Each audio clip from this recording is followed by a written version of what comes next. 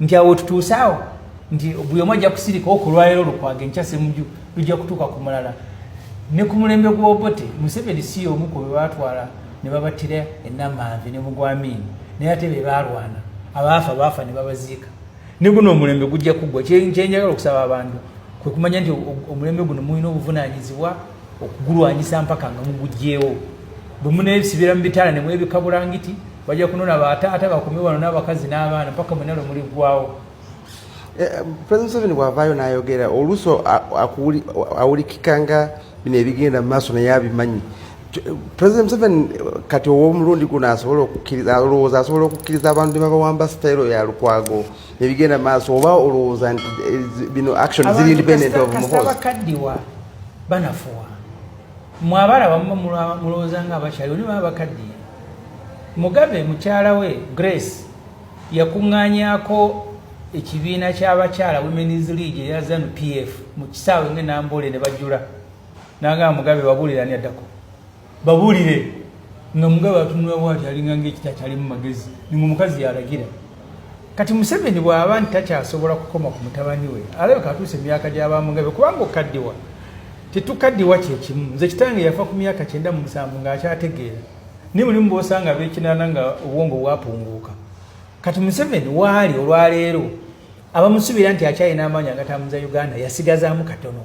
Kati baba babeera naye buli lunaku bamuhoozi bamulaba ne bagamba muyite wano muyite wano. Kati awo wetwolekedde ayinza n'okusigala awo nga pulezidenti ng'ekifaananyi nga tufugwa bwe tutyo.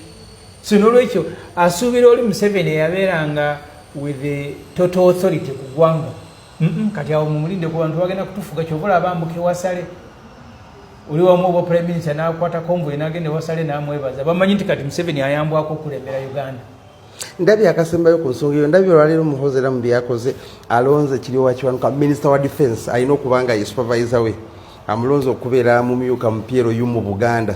So kati oli Minister ali wansi we kyokka ali kukulonda mu kifo. Naye era bonna bwe babadde Oboth yategeka omukolo n'ayita Muhoozi ng'omugenyi omukulu.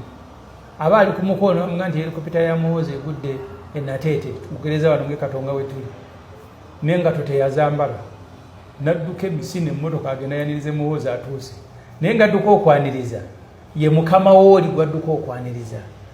Obuyinza mu nsi yonna tebutera kubeera n'abo bali mu ofiisi era obuyinza tebubeera mu ofiisi kuba aba CDF abadde mu mayiti balina buyinza. Obuyinza bubeera n'abo abaabukwata. Kati Muhoozi yakwata obuyinza ne Bakiwanuka Kiryowa si musirikale naye baali badde bakeera ku geeti okuba saluti nga Muhoozi ayingira. Era Kiwanuka Kiryowa teyeeraba nti Minister wa Defense yeeraba ng'omukozi wa Muhoozi agenza okuyambako Muhoozi mu kitongole kye ekyamagye ng'Oboth bw'abadde akola kubanga era Oboth mulabye nga Speaker wa Parliament naye bamulonze ku lukiiko era ojja mulaba mu buuta bw'Abannayuganda nga yeebaza naye Constitution emugamba nti oli namba 3. Museveni bw'afa ne Jessica Alupo alindidde okulya obwa President mu mateeka y'Oboth ojja mulaba nga yeebaza Junior alieringa namba 20 kubanga abo be bakwata obuyinza awo we tuli. Ffe abalwana okukyusa embeera eyo tetulina kuggwamu maanyi tulina okumanya nti eriyo omuntu agenda kufa ng'olunaku lwe terunnatuuka. Ekyo tukimanye era buli Katonda kye yakugerekera ojja kukiyitamu naye bwe tunaatya ennyo ne twekukuma mulimu abangami Lukwago bamukutese mujo liruddawa bwe ne baali badde batukutte fembi enjuba teyalivuddeyo n'atukwata twali eruzira nze we bansiba mu okutuwaaka nasulanga mu bittu mu Maximum ng'atufumbira emmere wa UPDF naye baamukwata ate alina sente zigula mmere ne tumuwa gwa kufumba nga yabeera mu busefuliya nga tumuwaako share y'emmere yakufumba bwafumba najja olw'okuba muti obutwa n'asena emmere n'ateekawo esowaani 8 ne mulya ey'omwenda ne muganda bagenda olye naye ng'abadde bweru naye akutte emmundu eriko ne trigger asobola n'okutta abantu. Nze ndi musajja musiraamu ntya Katonda bino byonna ebintuukako binnuma ne bwe nfa abantu bange bajja kulumwa bakaabe naye byonna byakubeerawo. Kati Bannayuganda ekyo muteekwa okumanya nti eno ensi mwenna bwe muneewaayo esobola okutereera naye omu ku omu bwe munaatandika gwe batiisa yakuba saluti bajja kubasanga ne wakaba bakube nga bakyala baabwe bayimba nga bwe gwali ku Gwamini ng'eno emboko zinyooka mukyala bwayimba bwe yeebaza. Kati Muhoozi gy'atutwala.